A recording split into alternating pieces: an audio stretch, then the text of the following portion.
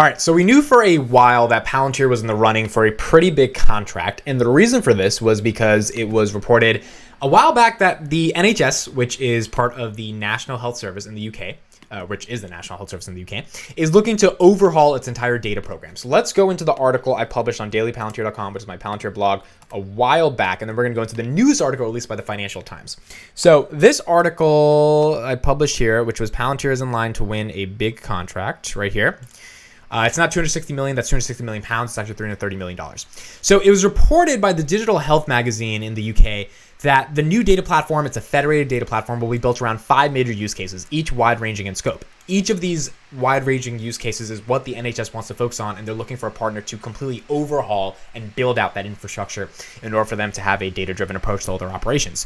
And the operations are population health and person insight, care coordination, elective recovery, vaccines and immunization, and supply chain. Now, the reason why these 5 things are incredibly important is because Palantir worked with the UK in 2020 when the COVID outbreak happened in order to help with their vaccine distribution. That landed them a $34 million contract. It was reported, which is going to end December 2022.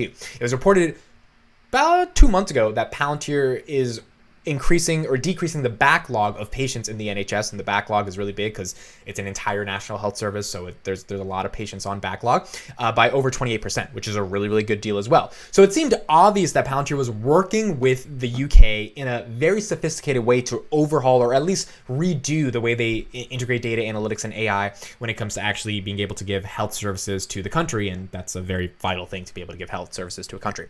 So we knew back in April 2022 that this deal potentially may go to Palantir because this contract is worth a lot of money, and the contract from the NHS is going to go to the best bidder, right? They're not going to give it to a company that sucks at this because you really don't have many opportunities to do an overhaul of your data. I mean, you've got one shot, and if you screw it up, you've got millions of people in the UK and their data being screwed with in backlogs and in patient inflows, and it's just not going to be good. Well, this article came out 2 days ago, or yesterday. Palantir gears up to expand its reach into UK's NHS. So let's go through it a little bit. US data analytics group Palantir is gearing up to become the underlying operating system. We see this a lot when we hear about Palantir. For the UK's National Health Service, poaching senior NHS officials as a part of a bid to win a $360 million contract to manage the data of millions of patients across England. The company, known for its cybersecurity, blah, blah, blah, blah, blah, they tackled a backlog of 6 million patients waiting for elective care back in March. They call them a secretive company here. Over the next few months, Palantir will bid for a 5-year, 360 million, I believe this is euro contract for the proposed federated data platform, a new tool to connect and integrate patient and other sources from across the health system so real-time decisions can be made effectively by clinicians and bureaucrats. The contract is due to be awarded in November this year. So we have a due date by the Financial Times. They're reporting in November 2022. We will likely see this contract given out. It's a 5-year, $360 million bid. So let's do this real quick. Quick maths. A little bit over, that's a little bit 80, right? Divided by 5.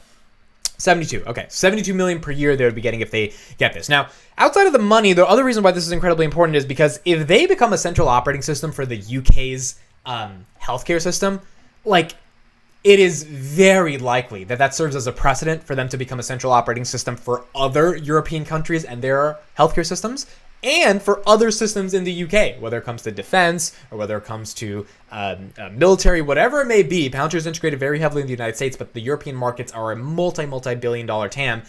And if they can attach that from a governmental perspective because they're already integrated so deeply with the NHS, that's a big thing. So the key here is not like, oh, they're getting 72 million from the NHS. The key here is that the entire United Kingdom is trusting this one company to deal with patient data in an effective way. And if they're trusting them with that, they're going to trust them with a lot of other stuff. So this is really important in the context of what it means, right? So this would be the veins through which patient data would flow, very much the operating system for data in the NHS, said Phil Booth, founder of Health Data Advocacy Group. This is clearly a core element of the NHS entire digital transformation program. More and more industries, whether they're governmental or commercial, are going to be doing this digital transformation process over the next couple of years. Now, we also know to help its chances, Palantir has hired 2 senior NHS officials. I reported this a while ago. Indra Joshi, the NHS's former head of artificial intelligence, and Harjeet Dalwal, former deputy to Mintang NHS England data chief, who is responsible for the FTP contract and for Palantir's previous contract with the NHS. So they hired the people that got them the initial deals and that are integrated deeply with the NHS from an AI data perspective.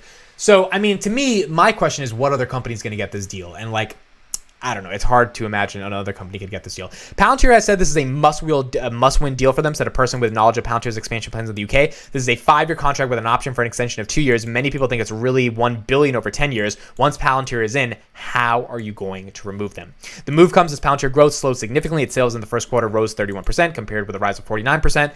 Although the company has said it wants to pivot to do more commercial work, government contracts still have a big impact on its financial health. They were up 16% last quarter compared with 76% the year before. So obviously governmental spend is slowing down. The question is now how they're going to be able to retain and win really big contracts. The Ukraine-Russia stuff is going to be a precedent-setting event for Palantir to be able to showcase that they are the elite company when it comes to software for defense. And this NHS contract. I mean, the thing this gets me excited is because it's like, if Palantir's in the NHS's operating system, from a data analytics healthcare perspective, it's not leaving. There's very few companies that are going to be able to actually replace them. And if you did it over 5 years and you get another 2 years, 7 years, think of all of that data, supply chain, vaccines, immunizations. It's all entirely centralized in one place for the NHS to manage stuff. What if it becomes more efficient, more productive? What if it, you save 6 million patients, 28% of their backlog time? What if it starts to become 60 to 70% over the next couple of years? They're going to get another couple $100 million contract, potentially $1 billion contract. And being that rooted with governmental revenue, having that sticky governmental revenue because your product is that much more superior, that is the entire game plan for Palantir. I know we talk a lot about how their sales force needs to get better, but one of the reasons I'm investing is because if their operating system becomes the operating system for multiple different industries, then I think they win, especially because of the sticky nature of that product. I mean, it's you don't have to be rocket science to be like, okay, they're not going to leave them, right? What other company is going to do it better, even if the other company comes and does it cheaper?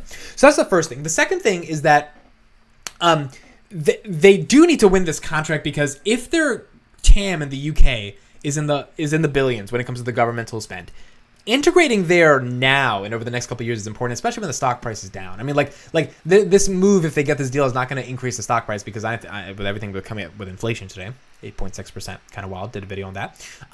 It's not going to get that much better for them, right? The macroeconomics are just not going to have it. So I think in the next 2 years, if we're stuck in a bear market, the building years of the foundational years of them securing these deals and not having that an impact on the stock price, but the deals they're going to get because of these deals, because they're integrating with all the other European countries and their operating systems, whether it comes to defense or healthcare or whatever, that will have a network effect and a flywheel effect once we start to get into a bull market, because eventually the market's going to realize, wait a second, these guys are growing, they're everywhere, their software is being used in these places more so than any other company, so why are we not investing with them? But I think now in the macroeconomic downturn, it's not necessarily going to people are just not going to care about it right now. So I'm bullish on this. I like these operating system uses. These are the ones that I get the most excited for. The Rubicon and Trafigura deal. The Trafigura one went a little bit under the rug, but that was their plan to eliminate carbon emissions through a data-driven approach with a company that has a lot of data in the context of climate change. So these are the things that I get really excited about.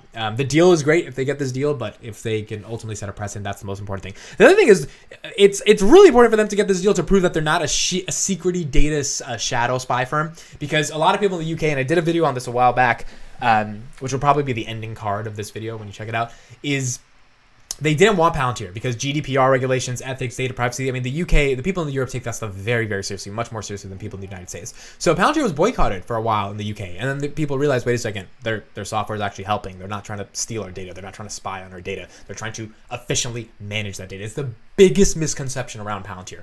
And as a result of that, if they land this deal, it shows, and closing a deal is the hardest thing to do, but if they close this deal, it shows that the UK and the European governments are recognizing Palantir as a actual company, not a shadowy spy data firm, which will be big for business and big for their brand image overall. So those are my thoughts on this deal. Let me know what you guys think. Thank you guys so much for listening. Looking forward to seeing your thoughts in the comments. The Palantir Weekly Podcast, we are not going to be doing tonight. We're going to be doing on Saturday night on Chris Patel's channel, so definitely come and check that out. We will be talking about this deal on that channel as well. Thank you guys so much for listening. I will see you on the next one.